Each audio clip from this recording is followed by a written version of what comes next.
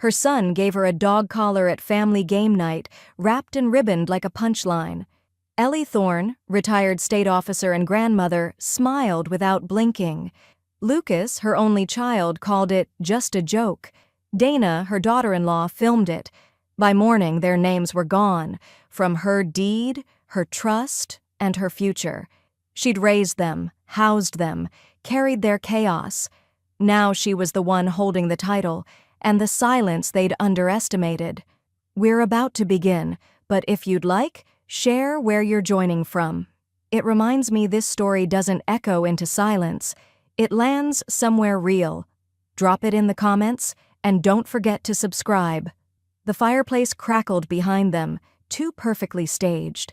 Candles flickered on the sideboard, a faux rustic tray of brie and olives sat untouched, and Dana's curated holiday playlist played just loud enough to fill the gaps where genuine warmth should have lived. "Secret Santa time!" Dana chirped, clapping her hands with wine glass still balanced between two fingers. "Everyone ready?" Lucas slouched across the couch like he owned the deed to it, one ankle balanced over his knee, grinning as he reached beneath the tree and pulled out a glittering silver box, wrapped too precisely to have been done without help. "This one's for Mom," he announced. The label read in careful calligraphy, "To Eleanor, from your secret packmate." Ellie, seated at the far end of the room near the window, took it without fuss. Her fingers moved slowly, deliberately, unraveling the ribbon, lifting the lid, setting the tissue paper aside. Silence cracked for one beat, then erupted. Lucas's laugh came first, sharp, juvenile, ugly. Dana followed with a tight giggle behind her wine glass, eyes averted. Inside the box sat a rhinestone dog collar, cheap, garish. A dangling heart-shaped tag read, "Property of the Pack." Brooklyn, seated on the floor nearby, blinked in horror. "Grandma," she whispered, "that wasn't funny." But Ellie didn't flinch, didn't even blink. She reached in, lifted the collar with two fingers, turned it toward the room like she was appraising a cheap brooch at an estate sale. Then she smiled. Not warm, not wounded, knowing. "Well," she said, voice light and unreadable. "Thank you. Very revealing." She placed it back in the box, folded the lid down with surgeon's precision, and turned her gaze toward the window again. The lights from the neighbor's wreath blinked red, red, red. The game went on. Someone else opened a pair of novelty socks. Dana complimented the charcuterie board she made herself, but pretended came from a little French market. Lucas bragged about closing a deal with a client who hadn't even noticed the contract's fee section. Ellie said little, but she watched everything. By 10:32 p.m., the house was quiet, except for the low hum of the dishwasher and the faint whistle of the wind coming down from the ridgeline. Out back, behind the shed, Myra Delgado leaned on the fence between their yards, a worn hoodie zipped to her chin. Her breath fogged in the air. "You all done with your hostage party?" she called out. Ellie didn't answer right away. She was kneeling by the fire pit, poker in one hand, the silver gift box in the flames. The collar inside hissed as rhinestones cracked under heat. The heart-shaped tag curled inward like it was ashamed of itself.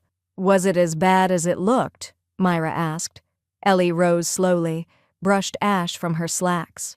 "Worse," she said, "but also clearer." She turned toward the back door, leaving the fire to consume what it could. Inside, in her study, she pulled open the bottom drawer of the tall steel cabinet, the fireproof one, the one even Lucas had stopped asking about years ago. She turned two locks, entered a 6-digit code, and lifted out a leather portfolio bound with two wide bands. Inside, the original deed to the house, not a copy, not an amended version, the one that still bore her name, the one Lucas never asked about because he assumed. She pressed her palm against the page as if it could feel her heartbeat. In the morning, Brooklyn knocked gently on her door. "Grandma?" Ellie opened it already dressed. "Was that box supposed to humiliate you?" "No," Ellie said, voice cool. "It was supposed to warn me." She turned toward the study. And it worked. Sunday brunch, and Lucas had transformed the living room into a stage. His friends, Two mid-level finance execs and a woman with suspiciously perfect teeth hovered around him, sipping mimosas and nodding at every word. "This wall?" "Took it out myself," Lucas bragged, gesturing to the open concept arch. "It was all closed in when we moved here. Total transformation." He didn't look at Ellie once as he said it. She sat in the corner, pretending to read the Denver Post, glasses perched low on her nose, but her ears were open, sharp as ever. "You should have seen the contracts I had to juggle just to get the permits," Lucas added, tossing back the rest of his drink. "Private equity's a breeze compared to getting city approval on residential renos." Dana floated into the room with a satisfied smile.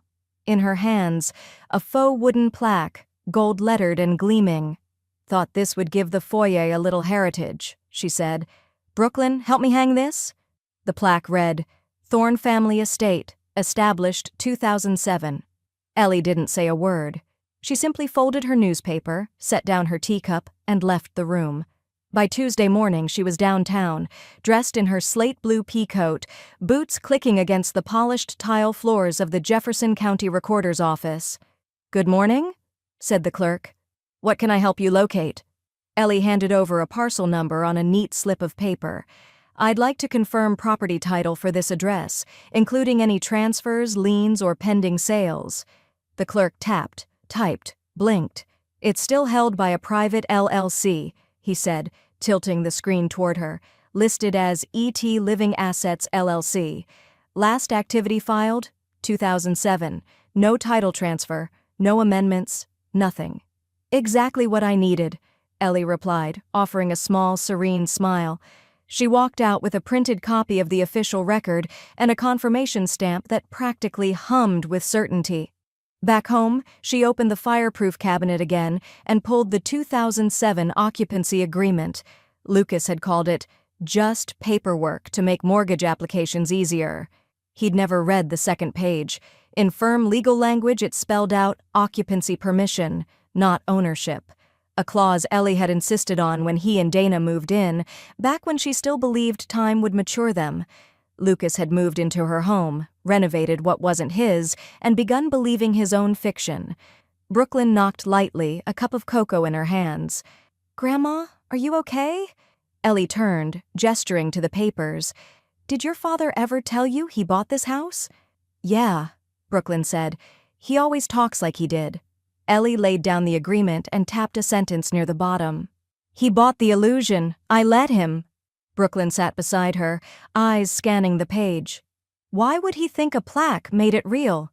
"Because he's always mistaken performance for permanence." That afternoon, Ellie called Raymond. "Tell me you kept our old revocation template," she said. Raymond chuckled on the other end. "The one with teeth? Always. You ready to use it?" "I'm ready to draw the line." "Quietly, for now." "I'll draft it up. You'll want to sign in front of a notary?" "Next week," Ellie said. "Let's give him enough rope to build his gallows." That evening, Lucas poured himself a bourbon and called out across the house. "Hey, Mom. We're thinking of repainting the entryway. Maybe make it pop more." Ellie didn't respond from the study. She was drafting her own kind of update, not with color, but with consequences. The LLC account wasn't flashy. No debit card, no online purchases, no overdraft protection with a platinum tier, just a clean, legacy-drenched fund Ellie had kept quiet for years, housing one asset, the house. At 9:01 a.m. on Thursday, she logged in, confirmed her credentials, and toggled one small setting: freeze all transactions pending ownership review. It took less than 2 minutes. And by noon, the silence cracked. Dana stood in the foyer on the phone, pacing with a manicured hand pressed to her temple. "What do you mean it bounced?" she snapped into the receiver. "No, we've used that account for every contractor we've ever hired." The man on the other end must have repeated himself. Dana's eyes darted toward the study. "Yes, I'll follow up. No, don't stop work just yet." She hung up and stormed into the kitchen. "Lucas," she hissed. The check didn't clear. For the crown molding. That cute guy with the flannel said the account was locked. Lucas, halfway through a protein smoothie, blinked like someone shook snow in his face. "That's impossible. That account's tied to the family LLC. It's ironclad." Ellie passed silently behind them, coffee cup in hand.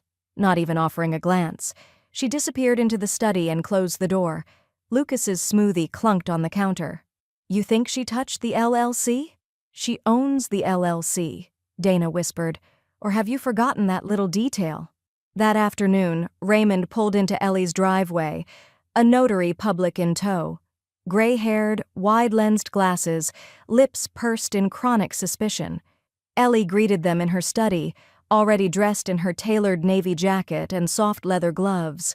Raymond opened the folder. "The reaffirmation signatures are standard. This isn't a transfer. It's reinforcement. We're restating your status as sole controlling member and granting contingency power of attorney if necessary." Ellie signed with the grace of a woman brushing dust off her shoulder. The notary watched her closely. "You're not doing this under duress?" "Ma'am," Ellie said evenly, "I've spent 75 years learning how not to be pressured. This is the reward." Seal. Stamp. Pen down. Then it's done. Brooklyn found the VHS footage while digging through boxes in the garage. She'd been hunting for old snow globes. Ellie kept dozens, layered in newspaper and dust. Instead, she pulled out a tape labeled Summer 1991, Foundation Pour House. She borrowed Myra's combo player and popped it in. The screen flickered, grainy and warm. There was Ellie, 30 years younger, hair pinned back, denim rolled up, a pair of work gloves on her hands. She stood in a trench surrounded by poured concrete and laughed into the lens, waving the blueprints like a victory flag. Brooklyn stared at the screen, jaw slack. She hit record on her phone and sent the clip to her grandmother without a caption. Later that evening, Myra leaned against the kitchen counter, stirring her peppermint tea with too much force. "You know what's coming, right?" she muttered. "Once they sense the shift, they'll double down. Cornered people always do." Ellie slid a sealed manila envelope onto the granite island. No words, just a single label, written in fountain pen. Contingency. "What's in there?" Myra asked. "Everything I'd rather never need," Ellie said, "but probably will." At dinner, Lucas poured himself 2 fingers of scotch and grinned too wide. "So," he said, "I was thinking, maybe it's time to put in that guest sauna. Add some long-term value to the place." Ellie took a slow sip of her soup and said nothing. Dana shot her a sideways glance. Brooklyn watched them both quietly. In the study behind the wall, a fresh notarial seal gleamed in the lamplight, and in the shadows of the foyer, the plaque reading Thorne Family Estate, since 2007, hung just a little more crooked than before. The dining room hadn't looked that polished since Dana staged it for a real estate blogger who never came. The table gleamed beneath candlelight, every napkin folded with obsessive symmetry. Dana wore pearl studs and a fixed smile, her hair swept back like it was preparing for court. Lucas poured wine with theatrical flourish, 3 glasses, no extras, 1 for Ellie. "Thought we'd have a family meal," he said casually, as if the past week hadn't cracked beneath them. "Just us, clear the air." Ellie sat down without comment. She wore gray silk and her courtroom necklace, a slim chain with a silver pendant in the shape of a gavel. Her expression remained unreadable, like a jury that hadn't reached its verdict yet. The first course was arugula, with pear slices and candied pecans. Dana beamed like it was a dinner party. "We've all been under stress," she began, voice light but strained. "But at the end of the day, this house represents so much more than contracts and paperwork. It's about family values. Roles, respect, history." She glanced at Lucas, who nodded solemnly, as though he'd ever honored any of those words. Ellie sipped her water, set her glass down with a soft, deliberate clink. "I agree," she said, "so let's begin with some history." She reached into her handbag and retrieved a navy leather folder, neatly labeled, tied with a silk ribbon the color of blood. Dana's smile wavered. "What's that?" Ellie placed the folder between the place settings, perfectly centered like a main course. "Legal notice of revocation of occupancy, effective 30 days from today." Silence. Lucas laughed first, loud, dismissive, slapping the table. "Oh, come on, Mom. This is more theater than law. You can't just boot us out like tenants. You signed off years ago." Ellie tilted her head. "I allowed you use of the property under conditional occupancy. I never signed over title, and I certainly never consented to being mocked in my own home. Donna's wineglass trembled slightly as she reached for it. Okay, can we just slow down? This isn't how families resolve things. You're right, Ellie replied, but this isn't about resolving, it's about restoring. Lucas scoffed. This is insane. You think you're going to walk into a courtroom and… But he didn't finish, because the front door opened. Raymond stepped into the dining room without hesitation, coat still on, leather case in hand. Behind him trailed a petite notary, already pulling out forms from her satchel. Evening, Raymond said cheerfully. I believe I'm just in time for dessert. Lucas stood up. What the hell is this? Raymond laid a second folder beside Ellie's. Notarized revocation papers. Filed with the clerk's office this morning. Your occupancy was discretionary. It's been revoked. This property, per the LLC charter, is now reverting to the sole legal owner. Dana's face blanched. But where are we supposed to go? Ellie looked at her evenly. You've always believed I lived here with you, but that was never the case. She stood. You lived here with me, and now you won't. Raymond tapped his folder. 30 days. After that, if you're still here, we file for formal eviction. Lucas's jaw tightened. You're bluffing. Ellie walked around the table, paused near his chair, and spoke just loud enough to hum beneath his ribcage. You thought I was waiting for you to grow up. I was waiting for you to draw your own line. She looked to Brooklyn, who stood frozen near the door. I've drawn mine. She stepped past them both, calm and certain. As she opened the front door, a wind pushed through the dining room, scattering Dana's centerpiece, white petals tumbling across a table now set for goodbye. Ellie didn't look back. Raymond stayed just long enough to collect the signed copies. Then he too left, closing the door like a gavel. And in the house that wasn't theirs, silence finally had the last word. The envelope arrived by courier, unceremoniously slipped between the morning paper and a coupon flyer for senior yoga classes. Ellie noticed it immediately, not for its thickness, but for its seal, 18th Judicial District, Civil Division. She slid it open with a letter opener shaped like an eagle's talon. Petition for Emergency Protective Injunction. Filed by Lucas Thorne. Claim, mental instability compromising residential safety and financial stewardship. Ellie blinked once, then exhaled through her nose like a kettle beginning to boil. Outside, tires crunched against the gravel drive. Brooklyn climbed out of her hatchback holding a bakery box and a hopeful smile. I brought cupcakes, salted caramel, and… Wait, what's wrong? Ellie handed her the envelope. Brooklyn read the first page, then again, slower. He filed for conservatorship? She whispered. Is he serious? Oh, he's very serious, Ellie said, turning toward the study, but not very smart. That afternoon, Raymond sat across from her in his office, jaw clenched. He cited diminished mental acuity, chronic forgetfulness, and episodes of paranoia, he said. He even referenced the collar, said it triggered erratic behavior. Ellie arched a brow. That wasn't erratic, that was fire safety. I know, Raymond muttered. He turned his laptop. But here's what he didn't expect me to pull. Refinancing paperwork from 2019. Look at the signature. Ellie leaned in. Her name was there, but the loop of the L was too sharp, the T too tight. That's not my hand, she said. Number, it's his. Raymond rotated the document again. A digital overlay shows copy-paste manipulation. I've already submitted a preliminary fraud report. Ellie straightened her coat. Then I'll see him in court.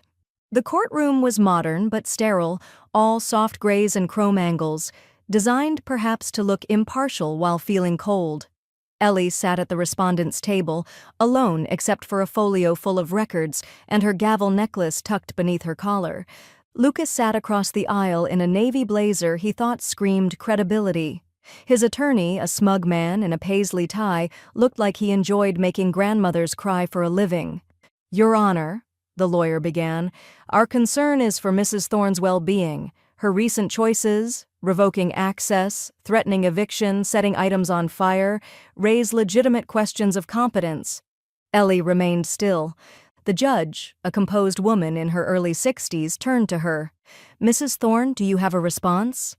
Ellie stood slowly and unfolded a thick binder. Your Honor, inside are 35 years of financial audits, property records, legal filings, and annual certifications bearing my name and verified signature. I ran contract compliance for 3 state departments. If I was unstable, Denver would have sunk years ago.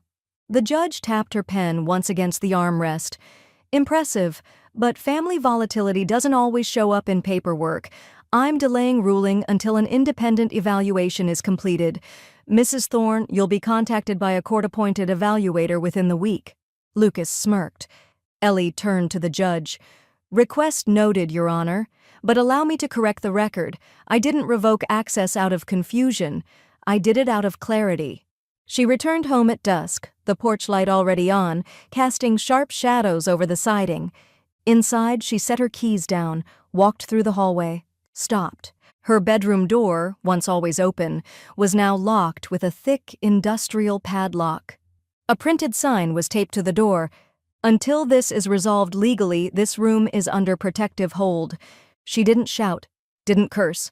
She simply pulled out her phone, snapped a photo, and texted Raymond, new exhibit incoming. From the kitchen, Lucas's voice floated in. You can sleep in the guest room, until the system agrees you're not a threat. Ellie looked at the hallway, the lock, the house she built. Then she smiled. Not from defeat, from recognition. She knew the kind of man who confused strategy for cruelty, and she knew exactly how to dismantle both. The office looked like a boutique hotel lounge, strategically cozy, intentionally forgettable, potted fiddle leaf fig by the window, oversized clock ticked like a metronome. Dr. Michael Cates greeted Ellie with the polite reserve of someone used to watching powerful people pretend they weren't angry. Mrs. Thorne, he said, extending a hand, I appreciate you coming in voluntarily. Ellie gave a nod, no handshake. You're court-appointed, not invited. Let's not pretend otherwise. He smiled faintly. Fair enough. She took the chair opposite his desk, not the recliner he gestured toward. She wasn't here to be psychoanalyzed. She was here to be cleared. 55 minutes later, he pushed his glasses up his nose and blinked at his notepad. I've conducted over 700 competency assessments, he said slowly. I've met CEOs who couldn't recall their own board structures, judges who lost track of their docket sequence. But you? Ellie adjusted the cuff of her blazer. I color-code my own file system, balance a 4-line trust portfolio, and manage a private LLC that hasn't triggered a single audit in 15 years. Do you need me to list my allergies alphabetically for flair? Cates chuckled despite himself. No need. I'm honestly impressed. Ellie rose. You weren't sent to be impressed. You were sent to be thorough. I expect you were. So we're done. Outside the evaluation center, Dana's new Instagram story had already begun spreading. A blurry photo of Ellie's car parked in front of the office, captioned, Sometimes the hardest thing is loving someone who's slipping. The hashtags underneath, dementia awareness, elder support. Grief in real time. But sympathy wasn't the response she got. A local nonprofit reposted the image with a red stamp, exploitative framing, respect elders' privacy. One comment, what's slipping is your decency. Another, using mental health to weaponize control? Not the flex you think it is. That same evening, the Denver Courier published a guest op-ed written by one M. Delgado, When Elders Are More Grounded Than Their Children. Subhead, Competency isn't about age, it's about consistency. Some of us never forget how to hold a boundary. The piece quietly went viral. Myra watched the likes roll in over chamomile tea and a smug smile. In the den, Ellie sat across from Brooklyn, who was curled on the sofa with a throw blanket and silent questions in her eyes. You don't have to pretend this doesn't suck, Brooklyn said. It does suck, Ellie replied, but that's not the part that surprises me. What does? How familiar it feels. My mother taught me that keeping peace meant keeping quiet, that trauma could be inherited like bad furniture, heavy, ugly, hard to rehome. Brooklyn's eyes watered. Is that what this is? Inheritance? No, Ellie said softly. This is reclamation. Of what I built. Of what I won't let rot in someone else's name. Raymond arrived just before sunset with a fresh manila envelope and a grin he didn't bother hiding. "Judge reviewed Kate's preliminary assessment," he said. "The injunction's lifted pending final paperwork. You're free to access any room in your house, including your own." Ellie took the envelope. "What did she say?" Raymond grinned wider. "She said the system should be afraid of underestimating you, not the other way around." Ellie climbed the stairs alone that night. The padlock was still on her door. She took out a small bolt cutter from the linen closet, quietly, precisely. The steel snapped with a satisfying click. She stepped inside. The air was stale, her comforter folded wrong, drawers moved, but the space was still hers. She opened her nightstand and pulled out a fresh legal pad. At the top she wrote one word in black ink, "Reinforcement," just as her phone buzzed. One text, from an unknown number. "You think you've won something, but the pack always circles back." Ellie stared at the screen for a moment, then added a second word under the first countermeasure. The attic air smelled like insulation and time, dust layered in hush, heat pressing down like a second roof. Ellie pulled down the hatch alone, climbing the narrow ladder with deliberate ease. Her flashlight beam danced across labeled banker's boxes. Taxes 1998 to 2005, HOA letters, Christmas cards, and then, farther back, lined in dark green tape, journals, Lucas. She sat cross-legged on the floor, exhaling slowly before opening the first one. The handwriting was smaller back then, tighter. Notes taken from behind the noise. April 17th, 1996. Lucas asked for $3,000 for business school prep, spent it on a ski weekend, swore it was networking. May 2003, found another maxed credit card in my name, said I must have forgotten approving it. I didn't. September 2007. If you don't help me, I'll go under, and take this family down with me. Page after page, year after year. The entries weren't bitter. They were clinical, documented, each line a breadcrumb she'd once dropped and never returned for. And downstairs, Brooklyn sat at the kitchen table reading photocopies, hands trembling just slightly. "Grandma, this goes back that far?" Ellie nodded from the stove, pouring tea. "You documented everything. I used to think it was self-preservation, but it wasn't." She set the kettle down. "It was evidence. I just didn't know what for." Brooklyn traced one entry with her fingertip, June 2012. "Lucas accused me of hiding money in the garden." I laughed. He didn't. She looked up. "Why didn't you ever tell me?" Ellie stirred honey into her cup. "Because you were still choosing who to trust." Brooklyn blinked hard. "Not anymore." Raymond arrived with a legal pad and 2 colored pens. "Show me the patterns," he said. They built a timeline across the dining room table, blue for financial asks, red for manipulations. It looked less like a son's growth than a chess game where only one player ever learned the rules. Raymond underlined a cluster of red dates. "These will support a formal fraud motion, especially paired with the refi signature." Ellie handed him a folder. "I want it filed quietly, no grandstanding." He nodded. "We'll whisper it straight into the record." By evening, Ellie was folding sweaters into a small duffel bag. Myra had insisted she stay at least 3 nights, while Raymond prepped their next legal steps. "Just until the air clears," she'd said. "And the locks stop moving like they belong to someone else." Ellie paused by her jewelry box, then left it shut. She took only one necklace, the gavel pendant, and a notebook labeled in simple block letters. Template, estate shift. Downstairs, Dana's voice echoed from the front porch.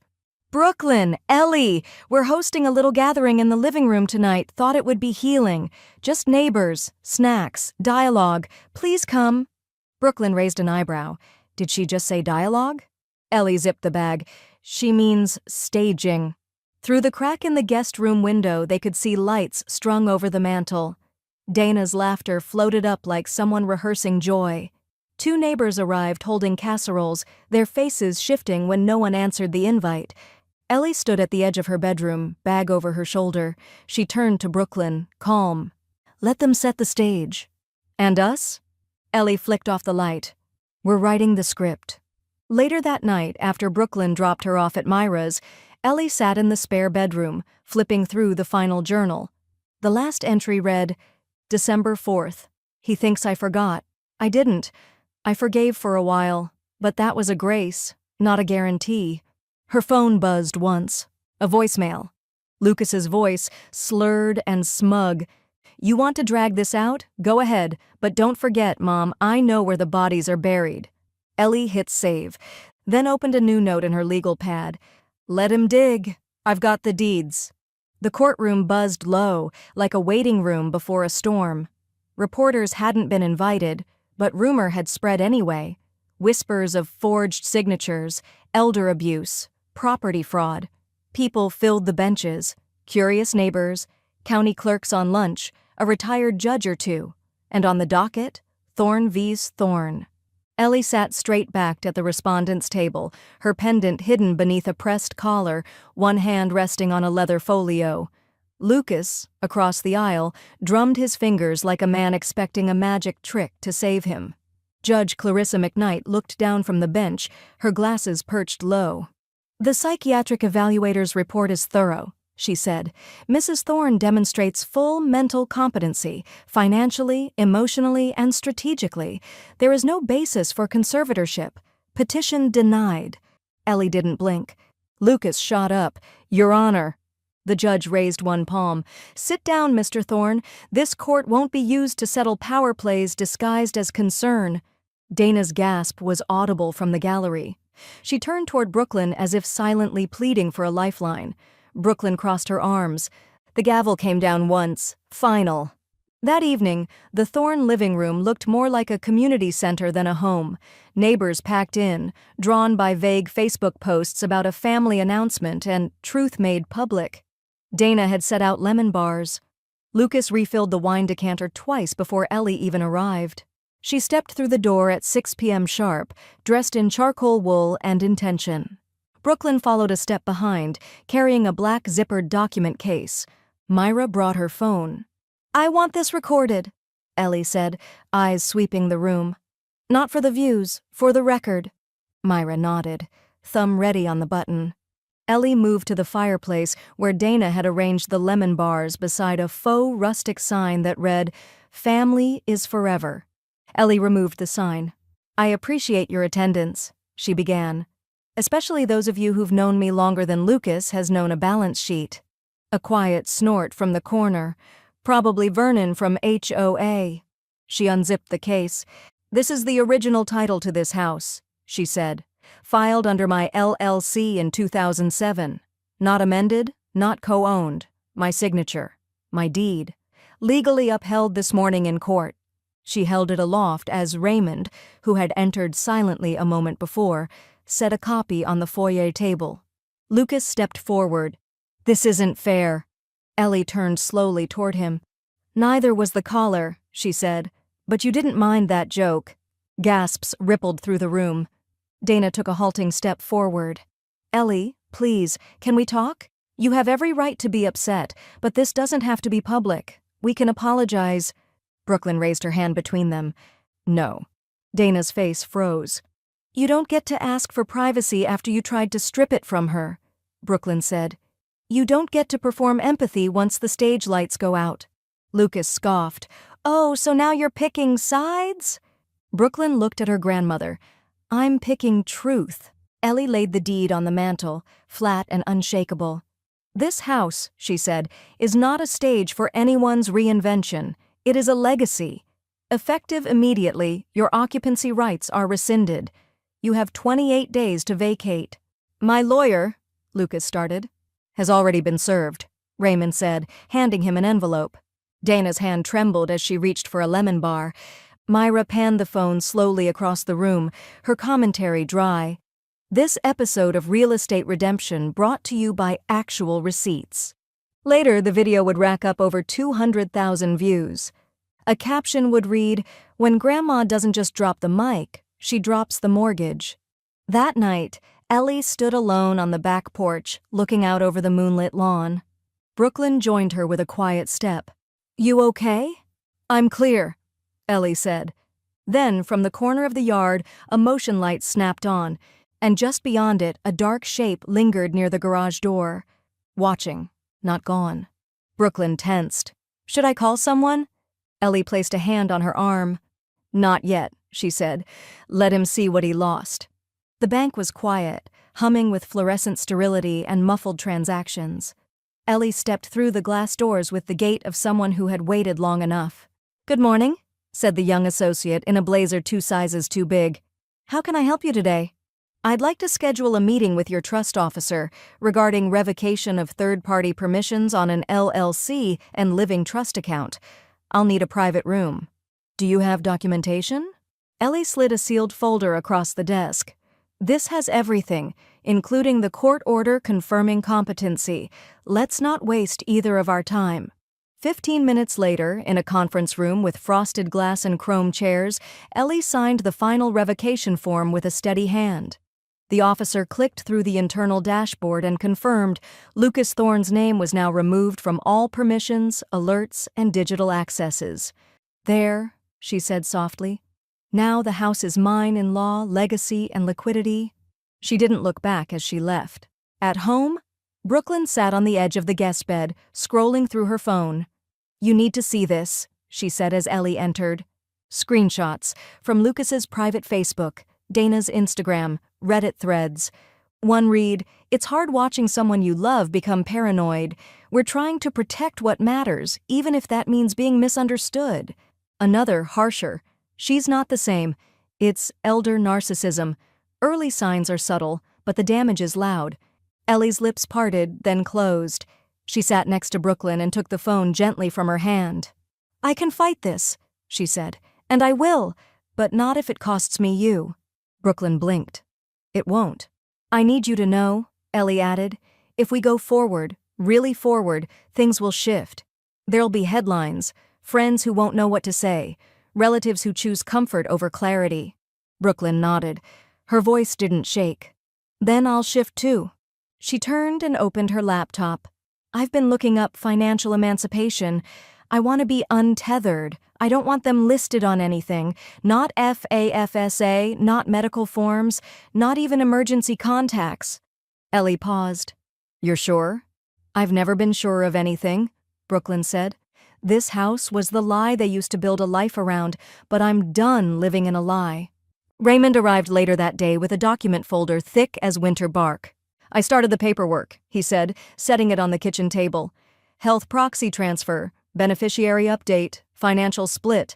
I've also created a draft version of a trust mod that names Brooklyn as successor trustee." Ellie nodded, not touching the papers yet. "She's still 19. And by state law, old enough," Raymond replied. "More importantly, she's clear-eyed, which is more than I can say for half of the Thorne bloodline." Brooklyn picked up the pen. "Let's make it official." That evening, the doorbell rang just before sunset.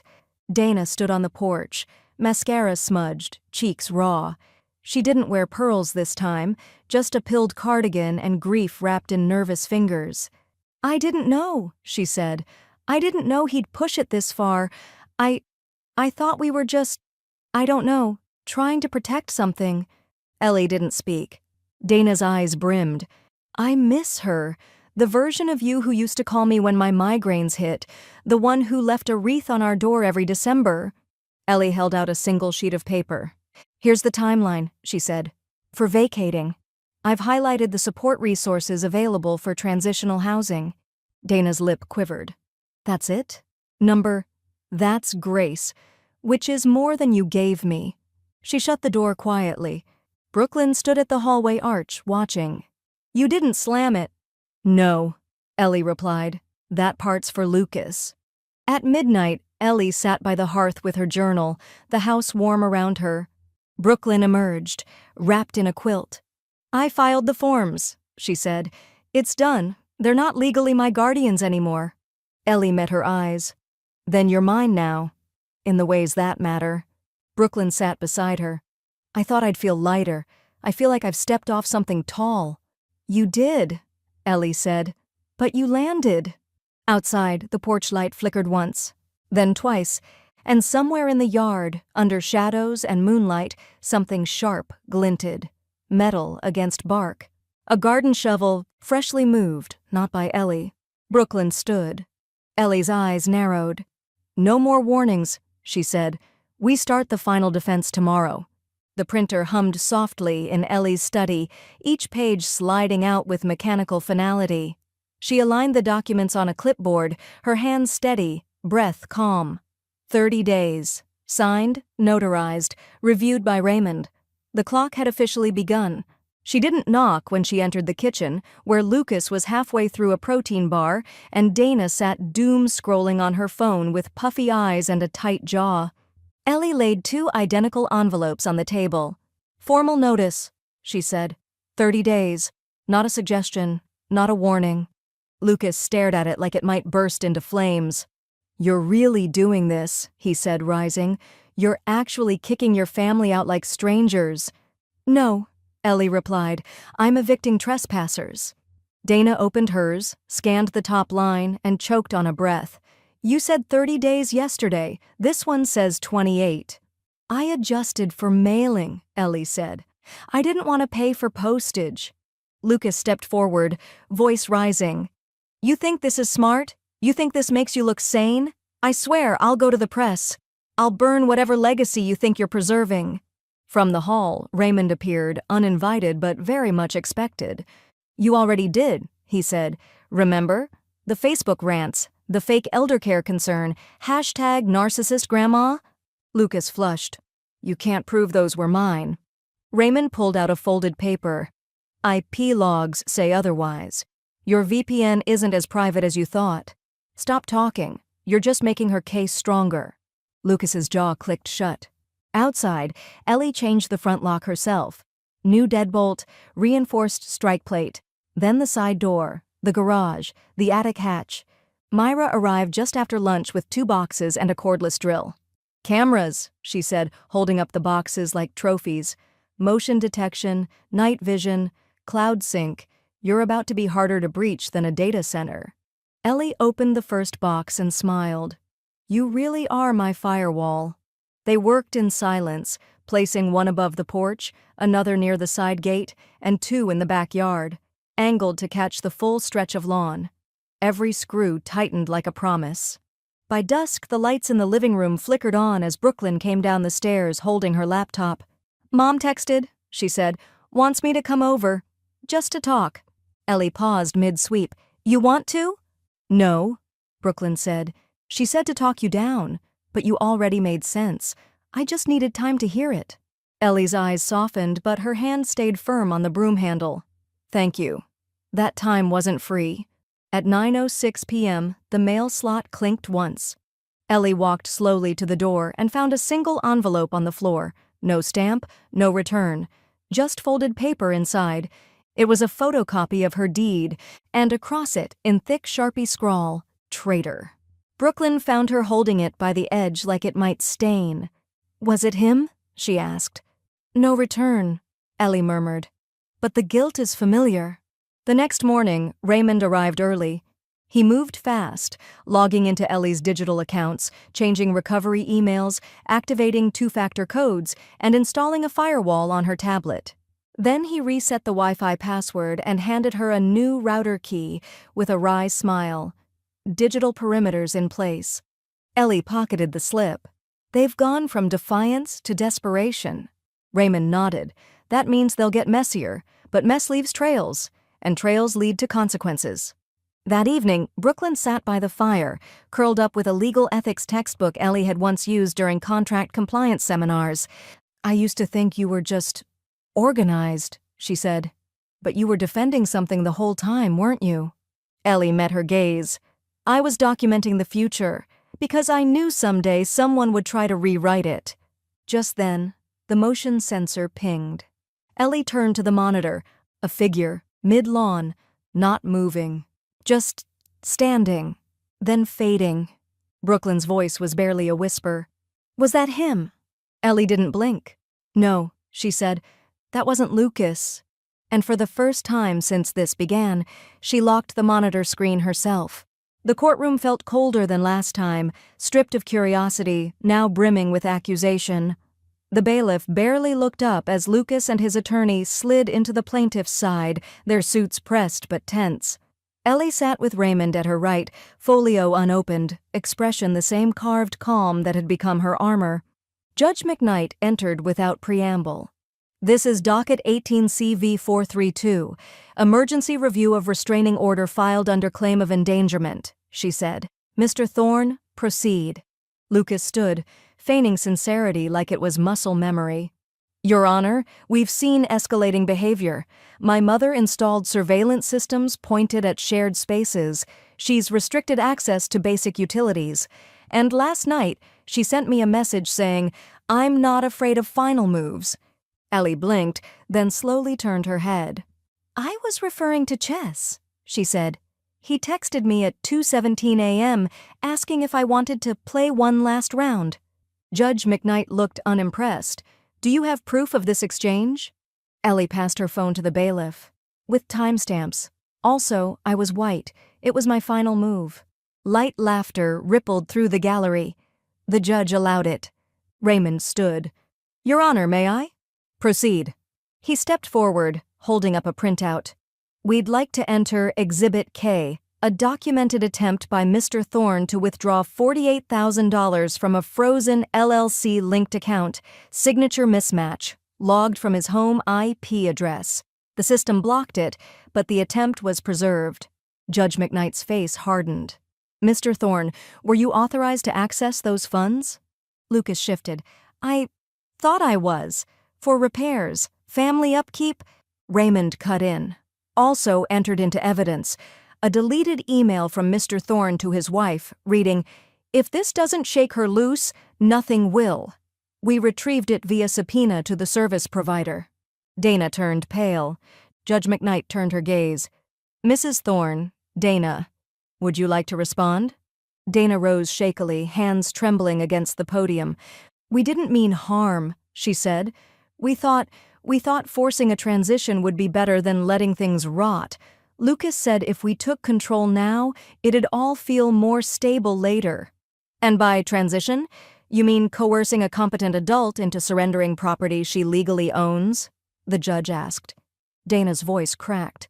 We didn't think she'd fight back. She always does, Brooklyn muttered from the gallery. The judge didn't object. McKnight lifted a stamped folder and set it down with finality. Restraining order lifted. Effective immediately. Mrs. Thorne poses no danger. She is a danger only to those who underestimate her. Then colder. A fraud alert has been issued to the Financial Regulatory Council concerning Mr. Thorne's business entities. Further investigation is pending. Lucas stood. This is ridiculous. This is recorded, the judge snapped. And your behavior has been... Gavel. Once. Case closed. Ellie didn't pause as she walked out the courthouse doors. Her heels clicked like declarations on the stone floor. She didn't glance behind her, didn't scan for reaction. But on the courthouse steps, Myra was waiting, aviator sunglasses on, a wide-brimmed hat, and a cardboard sign that read, Team Ellie, we do our own paperwork. As Ellie approached, Myra raised 2 fingers in a sharp, clean V victory. Raymond handed Ellie a crisp copy of the ruling. Want to frame it? He asked. No, she said. I'd rather laminate it. Framing is for memories. This is for utility. That night, Brooklyn reheated soup on the stove while Ellie stood by the front window, watching the motion sensors blink gently into the lawn. Do you think they'll stop? Brooklyn asked. No, Ellie replied. But it doesn't matter. She opened her journal, wrote one new title, The Last Push, then underlined it, twice. The studio lights weren't blinding, but they were precise.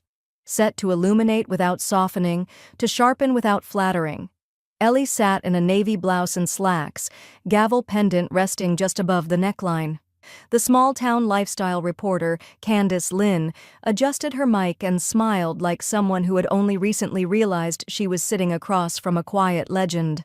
Ready when you are, Mrs. Thorne. Ellie gave a single nod. The red light blinked on. Candace began, her voice smooth. Today we're joined by Eleanor Thorne, former state compliance officer, longtime Jefferson resident, and, as many are now calling her, the woman who taught Colorado what legacy really means. Ellie didn't flinch. Candace continued, You've been at the center of a deeply personal, very public family dispute. Why speak out now? Ellie took a breath, just enough to show it mattered. Because silence is not the same as peace, she said. And there's dignity in being underestimated, if you're patient enough to use it. Candace blinked. What do you mean? I mean, people have a habit of calling you fragile when what they really mean is inconvenient. They mistake boundaries for bitterness. But I've kept records longer than some of these men have kept jobs. That's not rage, that's foresight. From the edge of the frame, Brooklyn stepped quietly into view, standing behind her grandmother's chair, one hand on the backrest. No announcement, just presence. Candace glanced between them. And your granddaughter has been at your side the whole way. Ellie didn't look up. She stood where it mattered, even when it cost her comfort. The camera held the moment like breath. By nightfall, the segment had aired across local affiliates and was climbing YouTube's trending list. View count, 94,203, then 112,000. Ellie didn't check it. Brooklyn did. My God, she said. Look at the comments. Women are tagging each other like it's a call to arms. One read, I thought I was the only one who got locked out of my own life by people I loved. Another, she just said what my mother never could. Eleanor Thorne told our story. Dozens more followed, then hundreds. Ellie, reading from a distance, only murmured, good.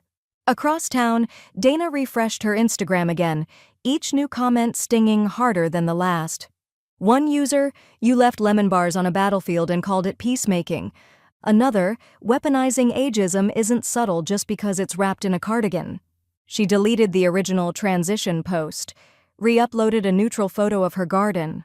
Caption, fresh starts bloom quietly. No one liked it. The next morning, Ellie's mailbox held 3 handwritten envelopes, 2 book club invitations, and a padded package marked, Do Not Bend. Inside, a handwritten letter from a retired social worker in Boulder. Dear Mrs. Thorne, you told my story. Every time they said I was a slipping, I was actually stepping out of their reach. Thank you for proving we're still allowed to own the ground we walk on. Ellie read it twice, then placed it inside her journal between entries titled Asset Map and Final Re-Entry.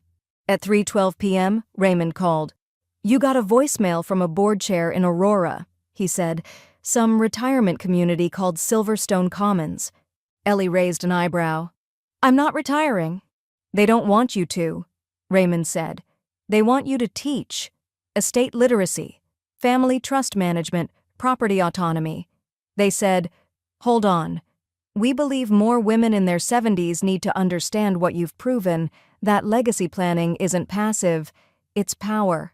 Ellie sat back in her chair. Well, she said, that sounds like my kind of workshop. That evening, as the sun dropped behind the cottonwoods, Ellie and Brooklyn stood on the porch, watching the last of the motion-triggered lights flicker to life. You nervous? Brooklyn asked. No, Ellie said, because the only people who should be are the ones who thought I'd stay quiet. A car rolled slowly past the house, windows tinted, slower than casual. Brooklyn tracked it with her eyes. Ellie didn't turn. Let them circle, she whispered. This time, we've lit every exit. The title office smelled like lemon cleaner and old vinyl chairs. Ellie signed the final page with a pen she brought herself, navy lacquer, brass tip, initials engraved at the cap, no fanfare, just a final line in a long ledger. Successor designation finalized, the notary said, affixing the raised seal. Brooklyn Rose Thorne, sole beneficiary and trustee, with full fiduciary power upon transfer. Ellie tapped the page once with her finger. She won't need it for a long time, but now she won't have to ask. Back at home, Brooklyn stood in her newly repainted room. Walls a soft eucalyptus green, fresh hardware on the drawers. A record player humming a vinyl she found in Ellie's attic, Carole King's Tapestry. You did all this while I was out with Myra? She asked, stunned. Ellie leaned against the doorway, arms crossed, tired but satisfied. You're not visiting anymore. You live here now. You deserve a room that knows it. Brooklyn touched the edge of the window frame like it had new weight. This house used to feel like a threat, she said. It was, Ellie replied, until we rewrote its terms. Raymond arrived at dusk with a manila envelope thick enough to feel structural. "Trust funds established," he said. "We funneled the refinance from the Denver duplex into the advocacy arm. Working title, The Thorn Foundation for Elder Equity." Ellie raised a brow. "Make it blunter. Call it what it is. Stop screwing over Grandma." Raymond chuckled. "I'll float it by legal." They sat on the porch sorting papers as the sun dipped low. "Also," Raymond added, "we recorded the new deed. Title now belongs to your charitable trust, and I filed a restriction. Property cannot be sold, transferred, or leveraged without trustee consent." Ellie sipped her iced tea. "Let them come now. All they'll find is a wall of iron paper." Lucas came at 11:07 a.m. the next day, storming into Raymond's office with a cease and desist draft and enough bravado to fuel a courtroom drama. "I'm suing," he said, voice shaking with suppressed rage, "for misappropriation, for slander, for alienation of inheritance." Raymond didn't flinch, just slid a folder across the desk.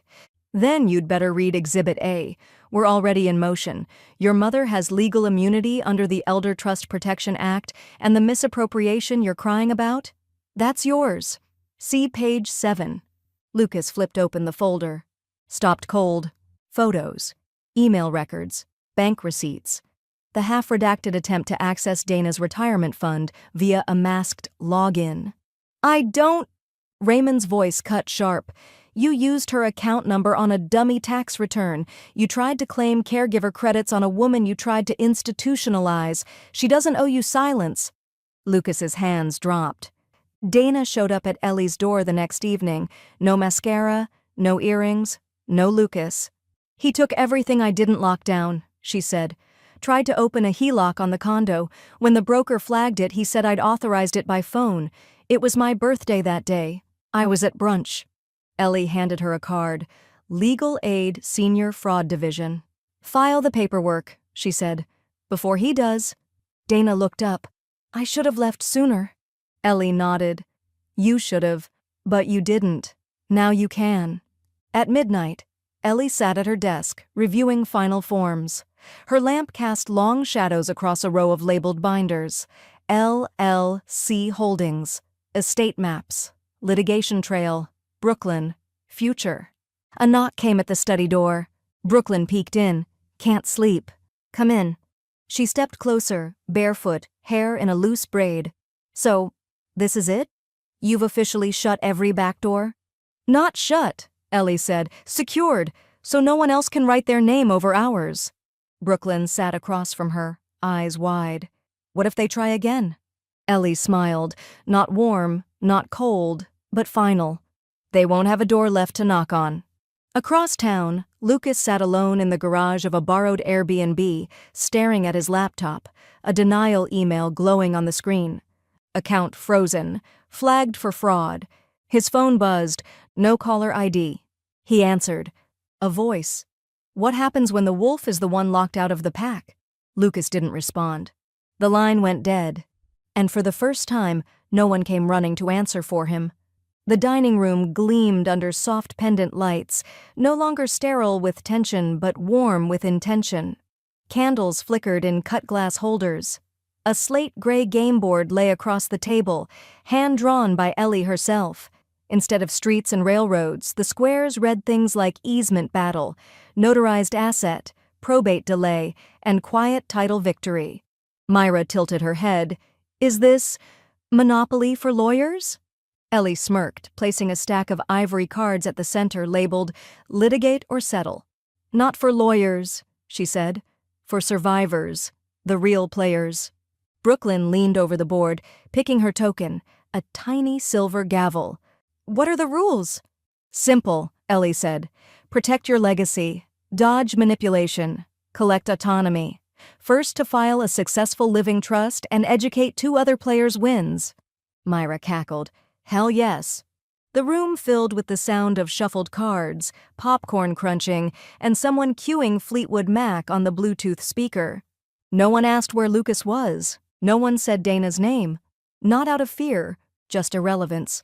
2 hours in, Myra had built an unbreakable legal boundary and banked enough metaphorical equity to retire 3 times over. I'm declaring a formal motion to toast, she said, lifting her wine glass, to women who never stop drawing the line, even when someone keeps trying to erase it. Brooklyn clinked her glass. To women who become the line. Ellie raised hers last, and to the ones who teach their granddaughters not to wait for permission. Mid-game, Ellie excused herself to the front hall, where a thick envelope had been slipped through the door. Her name, hand-lettered in blue ink, no postage, no signature. Inside, embossed stationery bearing the seal of the Rocky Mountain Women's Law Society. The letter read, "Dear Mrs. Thorne, your name was nominated by not 1 but 17 members. Your story, leadership, and iron-spined clarity have sparked a movement in legal literacy and estate advocacy.